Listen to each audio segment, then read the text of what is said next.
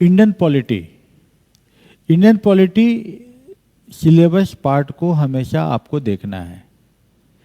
My class will start with the mentoring part. Mentoring का मतलब होता है कि हाउ विल यू स्टडी। कल भी हम यही बात कर रहे थे कि आप सिलेबस पार्ट को रेगुलर देखिए।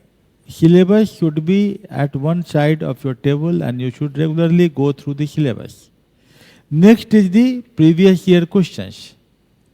लास्ट ईयर का क्वेश्चन आप हमेशा देखते रहिए, और किसका? यूपीएससी का, क्योंकि हमारा ये मानना है कि UPSC is the mother of all examination.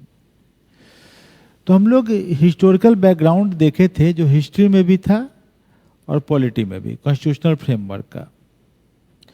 आज हम लोग बात कर रहे हैं कंसेप्ट ऑफ कॉन्स्टिट्यूशन का। बहुत सैलिएंट पॉइंट्स में डिस्कस करना है। पहली बात, इस चैप्टर के अंतर्गत हम लोग जो डिस्कस करेंगे वो मेन इंपॉर्टेंट पॉइंट होगा कि how will you define constitution, what are the salient points, constitution word आया कहाँ से है, what is the criteria of a good constitution, good constitution का क्या क्राइटेरिया हो सकता है। देन कॉन्स्टिट्यूशन और कॉन्स्टिट्यूशनलिज्म में क्या अंतर हो सकता है, कॉन्स्टिट्यूशन कितने तरह के हो सकते हैं, रिजिड है या फ्लेक्सिबल है, इस तरह से, है ना। तो हम लोग इसका तो देखते हैं। यहाँ पर आपको जो पढ़ना तो हमें बुक ही है, बुक को ही समझना है।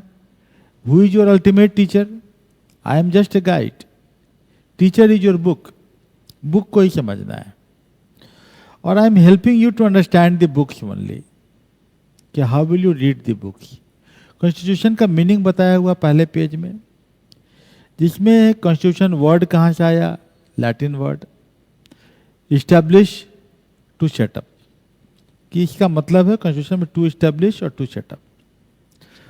और ये बताता है in modern terms a set of principles, जो एक ऑर्गेनाइजेशन के वर्किंग को बताता है, गवर्नमेंट के वर्किंग को बताता है, और एक relationship between the government and the people who are governed, means government और पीपल का रिलेशनशिप की बात करता है। नॉर्मली कॉन्स्टिट्यूशन को अलग अलग टाइटल्स में बात करते हैं, fundamental law, rule of the land, etcetera etcetera. Okay, कुछ डिफिनेशंस देख लीजिए। गिलक्रिस्ट हैं, जो कि पॉलिटिकल साइंटिस्ट है, वो बताते हैं कि it is a body of rules of law determining government organisation, distribution of power among organs and the general principles exercising those powers. Means power के डिस्ट्रीब्यूशन के कॉन्टेक्स्ट में कॉन्स्टिट्यूशन को डिफाइन कर रहे हैं। राइट इट डाउन, इसको थोड़ा समझ लीजिएगा। बॉडी और रूल्स ऑफ लॉ, जिससे गवर्नमेंट ऑर्गेनाइजेशन फंक्शन करता है, पावर को कैसे डिस्ट्रीब्यूट करते हैं और इस पावर को कैसे एक्सरसाइज करते हैं, ये कॉन्स्टिट्यूशन की बात करता है। गेटल बोलते हैं fundamental principles determining the state's form, के स्टेट किस फॉर्म में होगा, डेमोक्रेटिक होगा, सोशलिस्ट होगा, फेडरल होगा। Method of organisation of the state, distribution of sovereign power, sovereignty के कॉन्सेप्ट की बात करता है। सॉवरेनिटी मीन्स सर्वप्रभुता संपन्न, like India is sovereign, it means India can make the constitution. Sovereignty मतलब who makes the constitution. Relationship की बात करता है। Very is very important, the whole system of government, a collection of rules that establish, regulate and govern the government.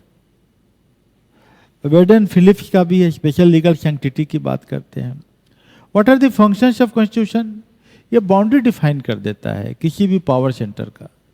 Geographical boundary भी decide हो जाता है constitution के अंतर्गत। ये अथॉरिटी की बाउंड्री डिसाइड कर देता है, what is the authority, who will do what, और किसकी क्या आइडेंटिटी है, कि भाई मान लो कि जो भी कम्युनिटी है, नेशनल कम्युनिटी है, उसकी आइडेंटिटी की बात करता है।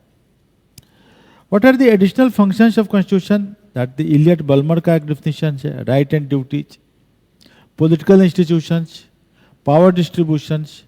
Very simple words and simple way it analyses that. जैसे कि कॉन्स्टिट्यूशन का एक बता आइडेंटिटी एंड सेकुलरिज्म, ये बता सकता है कि कंट्री सेकुलर होगा, थियोक्रेटिक होगा, कैसा होगा। Social and economic goal set करता है, जैसे इंडिया इज सोशलिस्ट कंट्री, ये हम लोग सेट कर दिए हैं।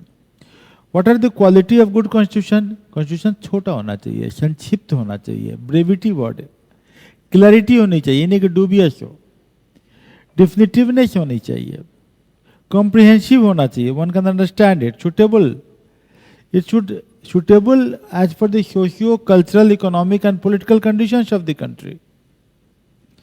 The socio-cultural, economic, political and historical also. There should be a stability, ये नहीं कि हमेशा बदलाव ही होता रहे, और it should be a living document. Living document word is very important. Living document means ये dynamic and static both है, इसको हम अमेंड भी कर सकते हैं as per the requirement. Classification of constitution, the word is evolved constitution. Evolved constitution, the result of evolved means constitution has evolved in a slow and gradual process.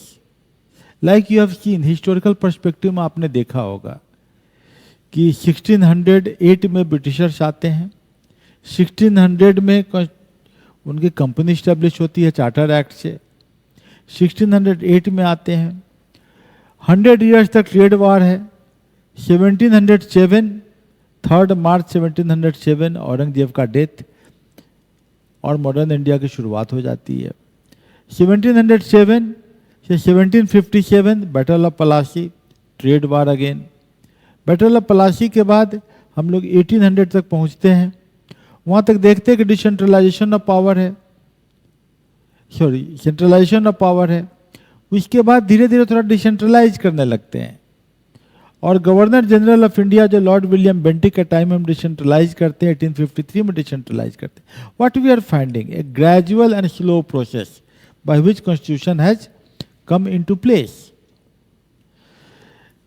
ये enacted constitution like deliberately created by a specific body, जैसे हमारे यहाँ enact किसने किया? Constituent assembly ने. हम लोग इसके बाद उसी कंसेप्ट पर देखेंगे कि कॉन्स्टिट्यूएंट असेंबली कैसे फॉर्म किया. American constitution, Indian constitution. Constitution का दूसरा पार्ट है रिटन कॉन्स्टिट्यूशन, लाइक यूएसए का कॉन्स्टिट्यूशन रिटन है, Canada, Japan, France, India written है. लेकिन at the same time we find that this British constitution it is unwritten. तो British constitution, New Zealand का, Israel का कॉन्स्टिट्यूशन अनरिटन है. जैसे चार्टर के आधार पर चलेगा, रेगुलेशंस के आधार पर चलेगा, प्रेसिडेंस के आधार पर चलेगा, अलग अलग डॉक्यूमेंट मिलेंगे अलग अलग कॉन्टेक्स्ट में. Means it is not at one place, these are very elaborate but it is not at one place, it is not brevity and उसमें कॉन्साइज नहीं है. सो की डिस्टिंक्शन रिटन और अनरिटन कॉन्स्टिट्यूशन का जो है वो वही है कि इवॉल्व्ड कॉन्स्टिट्यूशन जो होता है नॉर्मली उसको लिखने की जरूरत नहीं है, because everywhere rules are very set. So Britain का constitution it is not written, it doesn't mean that they are not set procedures. इसमें ज़्यादा सेट प्रोसीजर्स होते हैं.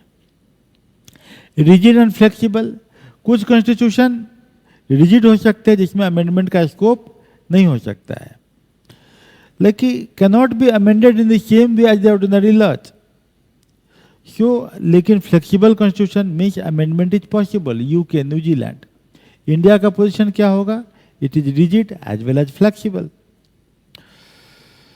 Federal and unitary, like India, what is the word there? Union of states. Union of states word is there. Federalism का classic example जो है USA है. USA federalism means there are 24 states which make the country United States of America. हमारे यहाँ जो है it is not federal not unitary. Federal भी नहीं है, यूनिटरी भी नहीं, दोनों का मिक्सचर है. केसी वेरे, ये क्वेश्चन हमेशा पूछा जाता है कि Indian constitution is a quasi federal, how? तो ये जो है यहाँ पर यूनिटरी फीचर्स और फेडरल फीचर्स दोनों का सम्मिश्रण है.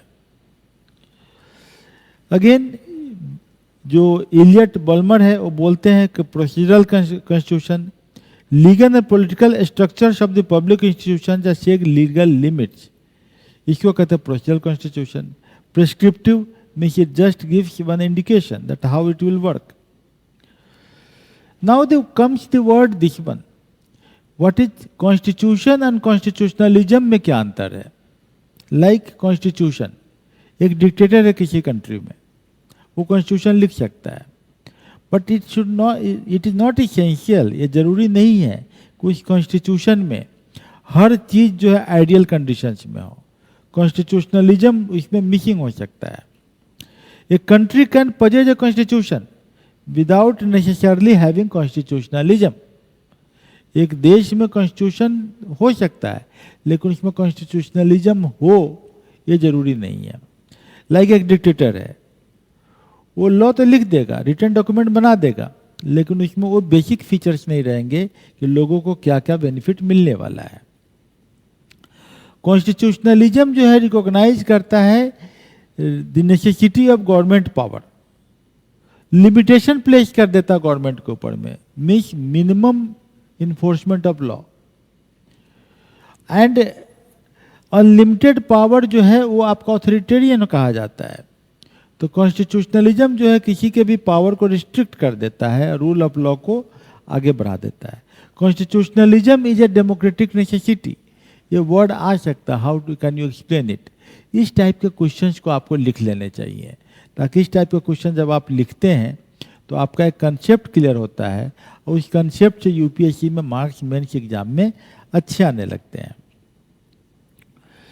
सो कॉन्स्टिट्यूशनलिज्म का डिफिनीशन जो है उसमें वही सब इंपॉर्टेंट हो जाएगा, क्योंकि इसमें लिमिटेशंस, पावर जो है अनरिस्ट्रिक्टेड किसी को न मिले. Different scientist have defined constitutionalism in that way only कि there should be popular sovereignty, there should be democratic process, separation of powers, independent judiciary, civilian control over the military. These are the constitutionalism principles. These are the important point of the constitution and concept of constitution. I think that these are not very big concepts. आप एक बार इसको पढ़े, समझे और इसको लिख लें, और लिख के इसको समझे एक एक टर्म्स को, डिफरेंट पॉलिटिकल साइंटिस्ट के व्यू पॉइंट्स को, तो this chapter will easily get finished within 1 or 2 hours of the time. Now we are coming to the another important topic, that is the constituent assembly and making of the constitution. Historical perspective में हम लोग पीछे पढ़ चुके हैं कि how constituent assembly was established, what was the conditions. INA trial की हम बात किए थे पिछले क्लास में. आईएनए ट्रायल पे आपके एक राइटअप लिखने की जरूरत होगी, और इंटरिम गवर्नमेंट कैसे फॉर्म किया और कॉन्स्टिट्यूएंट असेंबली अभी हम पढ़ने जा रहे हैं. इंटरिम गवर्नमेंट में हम लोग देख रहे हैं कि how the Britishers they are gradually training the Indians to govern the country. ये हम देख रहे हैं, इंटरिम गवर्नमेंट का यही मतलब बनता था. But unfortunately Muslim league, Hindu Mahasabha, whatever the region, our country was divided into 2 parts. One was Pakistan, 2 land masses, West Pakistan, East Pakistan. East Pakistan, which is at present Bangladesh, and India. So the country was divided, power shifting was there. The interim government and the constituent assembly के बीच में partition एक बहुत important मुद्दा है जो कि आप लोग हिस्ट्री में पढ़ते हैं. What was the Mountbatten plan? कैसे पार्टीशन हुआ, रेड क्लिफ लाइन कैसे खींचे गए, ये सब कॉन्सेप्ट आपने हिस्ट्री में पढ़ा होगा. अब हम लोग इसके प्रोसीजरल पार्ट पे आते हैं कि how constitution was made, what was the provision. धीरे धीरे इसको पढ़िएगा, इस चैप्टर को. बहुत इंटरेस्टिंग चैप्टर है, बहुत मन से आपको समझ में आ जाएगा. It is starting that the concept of Constituent Assembly for India progressed through several critical historical milestones. Constitution जो हमारा बना है उसके पीछे एक बहुत बड़ा बैकग्राउंड है. हम लोगों ने पिछले क्लास में इस चीज को समझने की कोशिश किया था कि 1947 के बाद जो कॉन्स्टिट्यूशन बना तो उसका प्रिकर्सर था 1935 का government of India rule. Government of India का जो था आपका लॉ जो था 1935 का जो एक्ट था वो बहुत इम्पोर्टेंट था, और उसी को हम लोग ज़्यादातर पार्ट को हमने यहाँ पर अपने कॉन्स्टिट्यूशन में लाया है। That's why our constitution is so bulky, because 1935 का एक्ट भी बहुत बल्की था। 1935 के एक्ट के पहले ये जो कॉन्स्टिट्यूएंट असेंबली बनाने की बात किया था मानवेंद्र नाथ राय ने, एमएन राय। एक क्वेश्चन पूछा गया है यूपीएससी के पीटी में, कभी कभी बीपीएससी में भी, एमएन राय के बारे में। What you have to do, history के किताब में जाइए, एमएन राय पर आपके किताबों में मिलेगा, आप उस पर एक छोटा सा राइटअप लिख लीजिए कि how the growth of communist ideology came in India. वहाँ एमएन राय का बहुत बड़ा इंपॉर्टेंट रोल हो जाता है। Official demand Indian national Congress ने उसके बाद कॉन्स्टिट्यूएंट असेंबली बनाने की बात 1935 में किया था। जवाहरलाल नेहरू 1938 में जब कांग्रेस का सेशन वगैरह था उसके टाइम में ही उन्होंने एक बात कही थी, बहुत इंपॉर्टेंट था, the constitution of free India must be framed without outside interference. हमको ब्रिटिशर्स का इंटरफेरेंस की जरूरत नहीं है, और एक कॉन्स्टिट्यूएंट असेंबली बनना चाहिए जिसमें एडल्ट फ्रेंचाइज, सभी एडल्ट उसमें वोट दे और कॉन्स्टिट्यूशन का कॉन्स्टिट्यूएंट असेंबली बन जाए। आफ्टर दैट व्हाट हैपेंड, जब 1938-39 world war, at that time Subhash Chandra Bose had gone to Germany seeking help from the Germans, went to Japan, और इसी बीच में आपका क्या हो जाता है, एक आता है August offer. August offer, British government accepted the demand that constituent assembly बनना चाहिए और एक अगस्त ऑफर लेके आए। अगस्त ऑफर के बाद हमारा एक इम्पॉर्टेंट माइलस्टोन है स्टेफर्ड क्रिप्स का क्रिप्स मिशन। क्रिप्स मिशन जो है ब्रिटिश कैबिनेट का था, उन्होंने प्रपोजल बनाया कि इंडिया के इंडिपेंडेंट होने के लिए एक प्रपोजल बनेगा वर्ल्ड वॉर के बाद। इस प्रपोजल को सबों ने रिजेक्ट कर दिया। मुस्लिम लीग ने रिजेक्ट कर दिया because they were demanding a separate Muslim nation. So 1947-6 में कैबिनेट मिशन प्लान आया, वेरी इंपॉर्टेंट, 3 मेंबर का कैबिनेट मिशन प्लान था जो हिस्ट्री में आपने पढ़ा है, जिसमें कि ए बी सी कैटेगरी में हमारे यहाँ के मुल्क को बांटा गया था। तो while it rejected the idea of 2 separate constituent assembly, cabinet mission ने बोला कि नहीं, 2 कॉन्स्टिट्यूएंट असेंबली नहीं बनेगा इंडिया और पाकिस्तान के लाइन पे, लेकिन उन्होंने बोला कि it put forward A scheme for the constituent assembly that largely satisfy the Muslim league. इन्होंने बोला कि ठीक है, हम मुस्लिम की भावनाओं को ध्यान में रखेंगे, लेकिन हम अलग अलग कॉन्स्टिट्यूएंट असेंबली नहीं बनाएंगे। Cabinet mission plan very important, आप जाके अपनी किताब के कैबिनेट मिशन प्लान को अलग से पढ़ लीजिएगा कि व्हाट वर द क्राइटेरिया, कैसे कैसे A B C category of states कैसे बने। सो कॉन्स्टिट्यूएंट असेंबली के कुछ सैलिएंट पॉइंट्स हैं कि the constituent assembly was constituted in November 1946, cabinet mission plan के अंतर्गत बनाए गए। ये क्वेश्चन पीटी में पूछा जा सकता है, ट्रू फॉल्स में बताया जा सकता है कि ट्रू है या फॉल्स है। बोला कि नहीं क्रिप्स मिशन में कॉन्स्टिट्यूएंट असेंबली बनाए जाने की बात हुई, no, it was the cabinet mission plan जिसमें बनाया गया। कैसे सीट का एलोकेशन हुआ, टोटल स्ट्रेंथ यहाँ कितना दिख रहा है, 389, total strength 389। British India 296 seats allotted to the 11 governor provinces and 4 chief commissioner provinces. तो 296 जो यहाँ चार्ट दिख रहा है ये आपका ब्रिटिश इंडिया, ब्रिटिश का है, और 93 सीट किसको दिया गया, प्रिंसली स्टेट को। प्रिंसली स्टेट उस समय थे, तो ब्रिटिश इंडिया को जो ब्रिटिश के अंदर में कंट्रोल था उससे 296 मेंबर चुने जाने थे, प्रिंसली स्टेट को 93 सीट दिए गए। This is clear, this question can be asked in the PT examination. उसके बाद क्या हुआ, ये 296 सीट्स जो आपके थे उसमें 292 seats were from the governor provinces. 11 governor provinces थे। कितने गवर्नर प्रोविंसेस थे, 11, लाइक यूनाइटेड प्रोविंस यूपी एक गवर्नर प्रोविंस हुआ। इस तरह से 11 थे, 292 वहाँ से थे, और 4 were the from the chief commissioner provinces. Okay, तो ये हमने यहाँ पर जो नीचे में दिया है वही डिटेल दिया हुआ है 296। And main principles for allocation of seats, किस आधार पे सीट दिए गए ये आपको आगे बताया गया है। Seats were allotted to each province and princely states in proportion to their respective population, जिसका जितना पॉपुलेशन उसका उतना सीट्स। रफली 1 seat was allotted for every 10 lakh population, 10 lakh population पर एक सीट दिए गए। उस समय कितनी जनसंख्या थी? करीब करीब 30 crore. Communal representation, seats allotted to British province were divided among principal communities, Muslim, Sikh, generals, इनको दिया गया। Method of election, representative of each community in the provincial legislative assembly elected their own representative. तो प्रोविंशियल लेजिस्लेटिव असेंबली जो विधानसभा है वहाँ के members ने अपने अपने रिप्रेजेंटेटिव भेजे।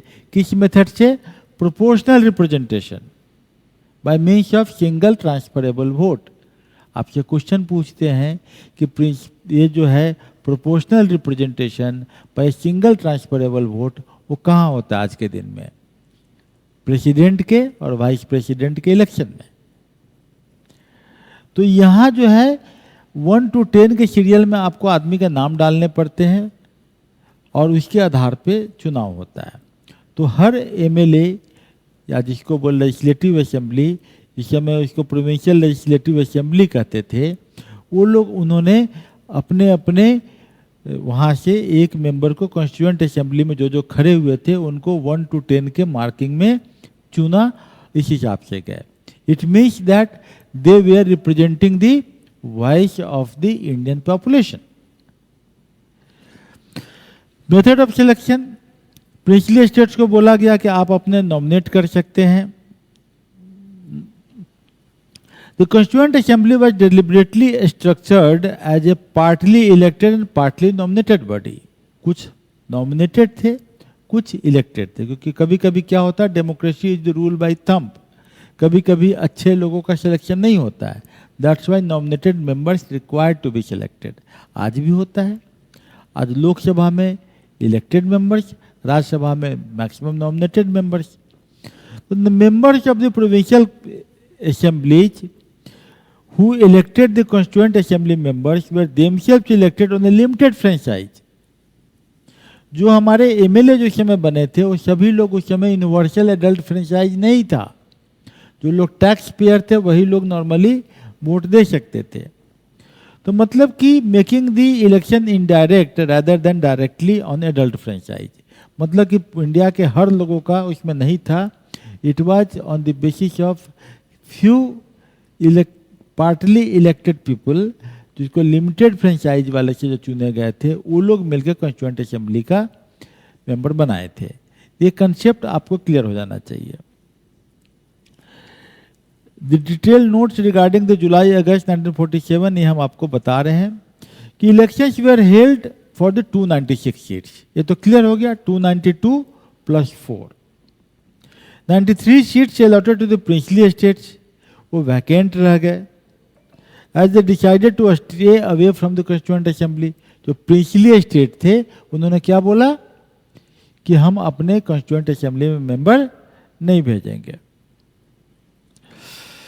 So this is the breakdown क्या रहा भाई, ये देखिए। Indian national Congress 208 members, Muslim league 73,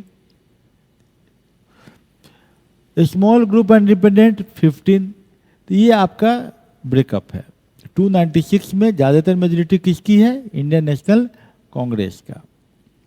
Although the assembly was not directly elected by the people of India via adult franchise, it represented a broad spectrum of Indian society। हालांकि ये election में सभी Indian participate नहीं किए थे, लेकिन constituent assembly में हम लोग देखते हैं कि लगभग हर कम्युनिटी के लोग, हर तरह के लोग, हर सोशल स्टेटा के लोग इसमें आ गए थे। Almost all major personality of the India were in the Constituent Assembly, exceptions कौन थे? एक तरफ महात्मा गांधी और दूसरे Mohammad Ali Jinnah. Almost all major personalities were part of the constituent assembly with few exceptions, Mahatma Gandhi and M A. Jinnah. ये आपका एग्जाम का क्वेश्चन हो सकता है कि कौन कॉन्स्टिट्यूएंट असेंबली का पार्ट नहीं थे। चलिए अब हम लोग आते हैं working of the constituent assembly. First meeting, पहला मीटिंग कब हुआ भाई? ये क्वेश्चन हो सकता है बीपीएससी में पूछे।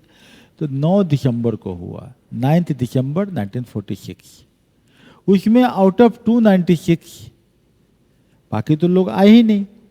तो ये जो है आपका 296 में 211 वेयर प्रेजेंट, सभी लोग प्रेजेंट नहीं हो पाए थे। मुस्लिम लीग ने बायकाट कर दिया था, 73 लोग जो है सब बायकाट कर दिए मीटिंग। और क्योंकि उन्होंने बोला कि पहले ही दिन कॉन्स्टिट्यूएंट असेंबली में हल्ला कर दिए मुस्लिम लीग के लोग कि हमको सेपरेट नेशन चाहिए, हमको पाकिस्तान चाहिए। उस समय का जो प्रेसिडेंट था कि कौन इसका प्रेसाइड करेगा, तो बिहार के थे सच्चिदानंद सिन्हा। वो जो है पहली बार सबसे सीनियर मोस्ट थे, उम्र दराज आदमी थे, सबसे बुजुर्ग थे। तो उनको जो है टेम्पररी प्रेसिडेंट बना के मीटिंग की शुरुआत हो गई। कितने तारीख की बात है? 9 दिसंबर 1946, इंपॉर्टेंट डेट। पहला पूछा जा सकता है कॉन्स्टिट्यूएंट असेंबली पहली बार कब असेंबल हुआ। उसके बाद 11 दिसंबर को ऑफिस बेरर जो होने चाहिए कॉन्स्टिट्यूएंट असेंबली का चुने गए। तो permanent officers were elected. President कौन बन गए कॉन्स्टिट्यूएंट असेंबली का? Doctor Rajendra Prasad. Doctor Rajendra Prasad was the president of the constituent assembly.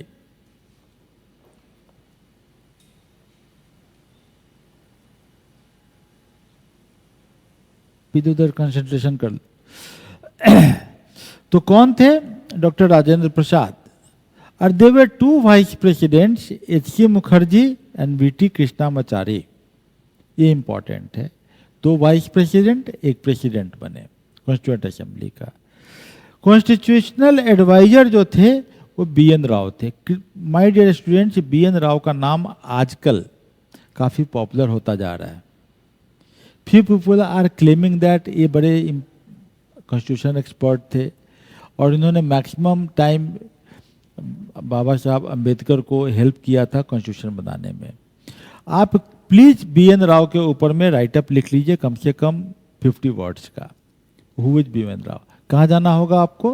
Wikipedia पे आप जाकर उनके बारे में देख लीजिए। ही वॉज द एक civil servant who was really played very important role in drafting the constitution. Though he head was the बाबा साहब अम्बेडकर। तो अम्बेडकर के साथ इन्होंने मिलके, तो he was the legal advisor of the constituent assembly शुरू में। जो ऑब्जेक्टिव रेजोल्यूशन, जवाहरलाल नेहरू पहली बार कॉन्स्टिट्यूएंट असेंबली में उन्होंने अपना रेजोल्यूशन पढ़ा दिसंबर 13 को। 9 तारीख को पहली बार बैठे, चौथे दिन की बात हम कह रहे हैं। और उन्होंने बोला कि what are the fundamentals and philosophy. और जो उन्होंने बोला है वही आज का प्रियम्बल करीब करीब है। जस्टिस, सोशल, इकोनॉमिक, पॉलिटिकल, तो freedom of faith, belief, worship etcetera, these all words almost has been spoken by him at that time. और फंडामेंटल फिलॉसफी जो है उन्होंने उसी समय बता दिया कि भारत कैसा होगा, how the India will be, India का क्या स्वरूप होगा। So these all philosophy were uttered by this Jawaharlal Nehru. If you are really a keen student, आप नेट पे आपको मिल जाएगा उनका भाषण का अंश, आप देख लीजिएगा। और इसको सभी लोगों ने एक साथ ताली बजा के स्वागत किया कि भाई बहुत अच्छी बात कहा आपने। और अडॉप्टेड बाय द असेंबली। और बाद में जो है जनवरी 22, 1947 को इसको एडॉप्शन फाइनल वे में कर दिया गया। और प्रियम्बल जो है प्रेजेंट कॉन्स्टिट्यूशन का उसी के कारण निकला हुआ है। तो ये जो है इसमें क्या क्या बात उन्होंने कहा था, इन्होंने बोला था इंडिपेंडेंट सॉवरेन रिपब्लिक, वर्ड बोला जो आज के कॉन्स्टिट्यूशन के प्रियम्बल में दिखता है आपको। और यूनियन वर्ड बोला उन्होंने, union of states. We the people of India, we the people of India. First word is we. We means all populations, all communities. So we, the people of India, having solemnly resolved, means by ourselves resolving, to constitute India into a sovereign, socialist, secular, democratic republic. बाद में सब में कुछ word जोड़े गए, हालांकि socialist word, secular word 42nd amendment में जोड़ा गया, लेकिन आप देखेंगे कि बेसिक कंसेप्ट उन्होंने उसी समय बोला था. Justice, equality and freedom, this all words were written at that time. Changes introduced by the independence of India act, क्या क्या किया? The entry of princely states and the passage of Indian independence act, 3 structural change लाते हैं. इसमें बात करते हैं representative integration.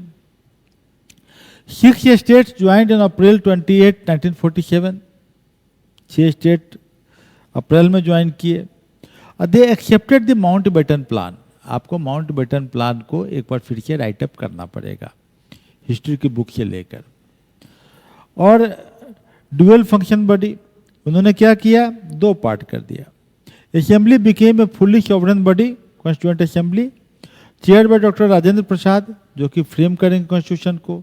Legislative body में कौन थे? जीबी मावालानकर. ये जो है उन्होंने कॉन्स्टिट्यूशन का to enact the ordinary laws of the country. तो ये लेजिस्लेटिव बॉडी को जो हेड कर रहे हैं जीबी मावालानकर, ये आपके एग्जाम का क्वेश्चन पूछा जा सकता है. तो Muslim League members hailing from the Pakistan area withdrew, causing the strength to drop from 389 to 299. Post partition strength अब देखते हैं. This finalise notes, this one the post partition यहाँ पर दिख रहा है. Final membership breakdown. Indian provinces 296 to 229 seats, princely states 93 to 70 seats, जब आपका इंडियन कॉन्स्टिट्यूशन हो गया. तो so I find that with this one you are having this one the committee, और चेयरमैन का नाम आपको याद करना होगा.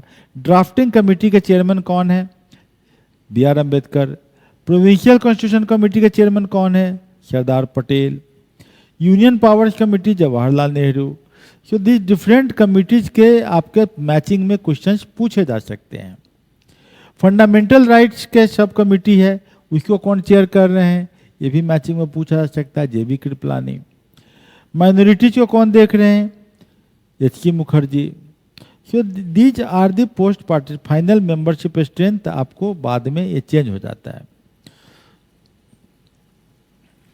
सो I am committee name and chairman, this things are important, you must note all this things.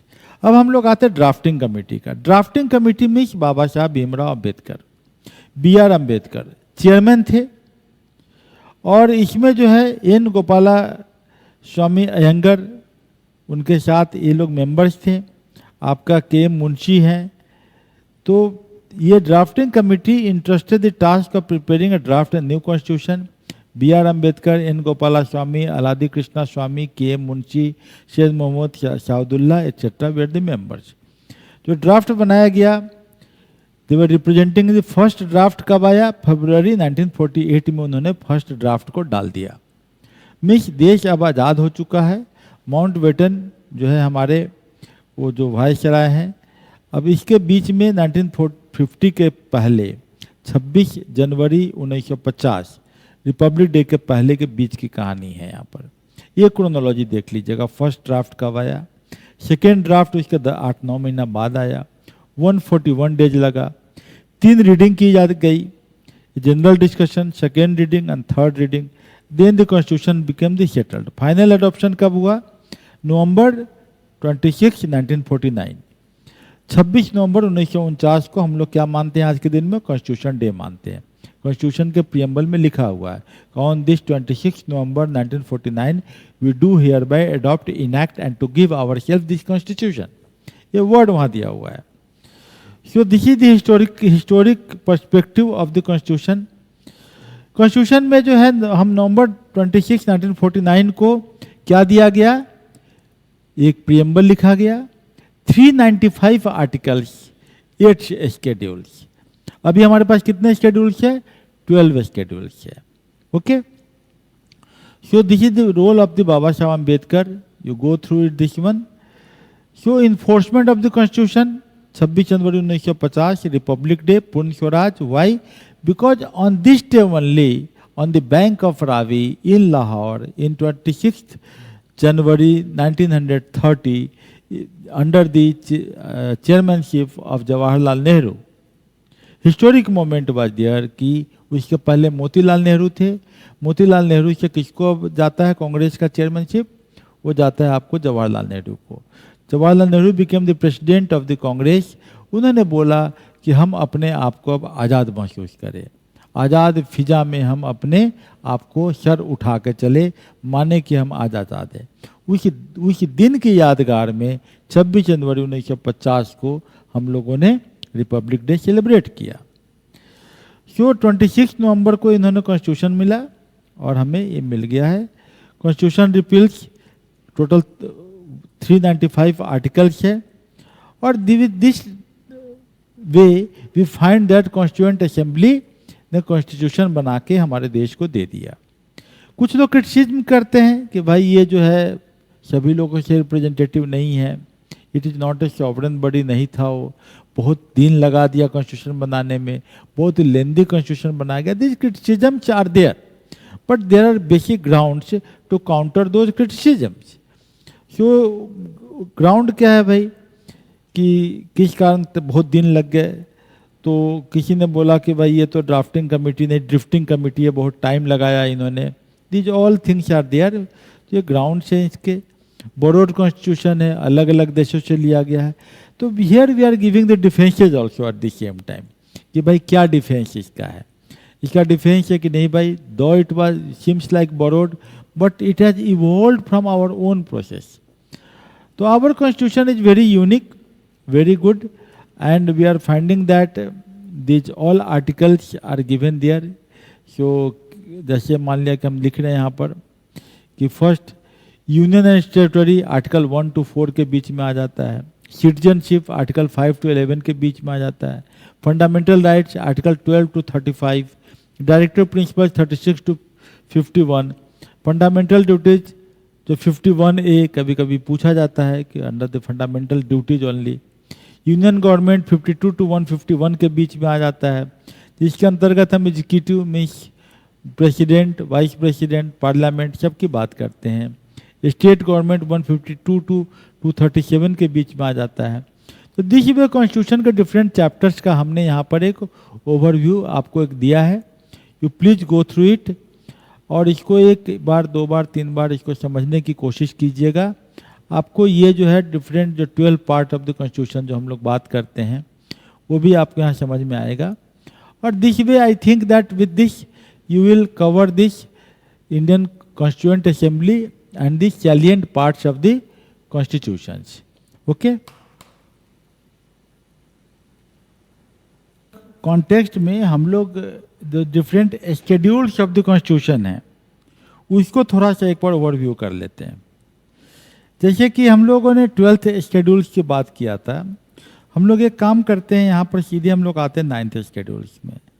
9th में क्या बात का 31B act and regulations originally 13 but presently 282 of the state legislatures dealing with land reforms and abolition of zamindari systems and the parliament dealing with other matters।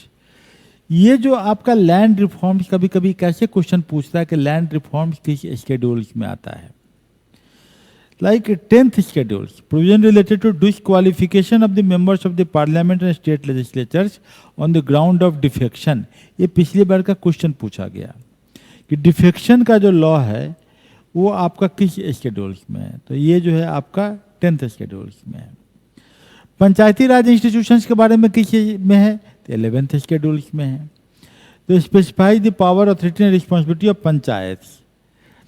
और ये 12th schedule में क्या है? Municipalities के बारे में बात होती है। तो 11th और 12th, तो 9th, 10th, 11th and 12th इससे क्वेश्चन हमेशा आया करता है।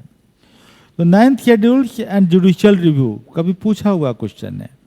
Supreme court ruling law including schedule from April 24, 1973 judicial review किस केस में आया? ये क्वेश्चन आता है कि Kesavananda Bharati versus state of Kerala. You have to go through the Kesavananda Bharati, जो बाद में हम लोग केशवानंद भारती पर एक आपको अलग से वीडियो देंगे भी, ताकि वो समझाएंगे कि what was the Kesavananda Bharati case. Sometimes you can take help of YouTube also. Kesavananda Bharati case पर एक बहुत अच्छा कोई वीडियो बना भी हुआ होगा किसी का, वो देख लीजिएगा।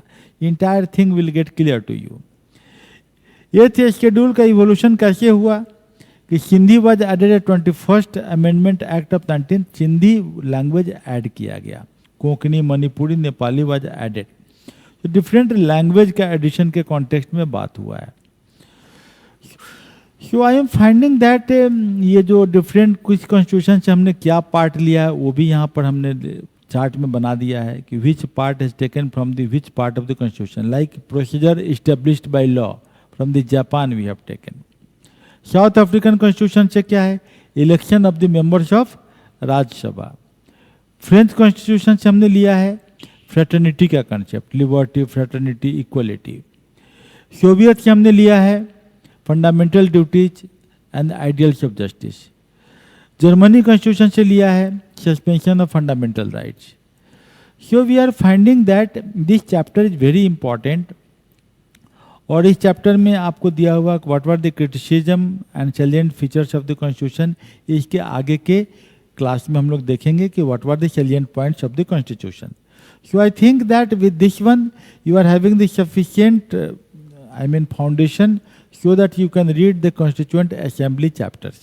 Please go through this one from our book, and our test paper will be there. Solve those papers. I think that with this one, the basic aspects of the Constitution, जो हम लोग बात किए हैं, historical perspective, concept of Constitution and Constituent Assembly, इतना आपका concept clear हो जाएगा। Okay, thank you.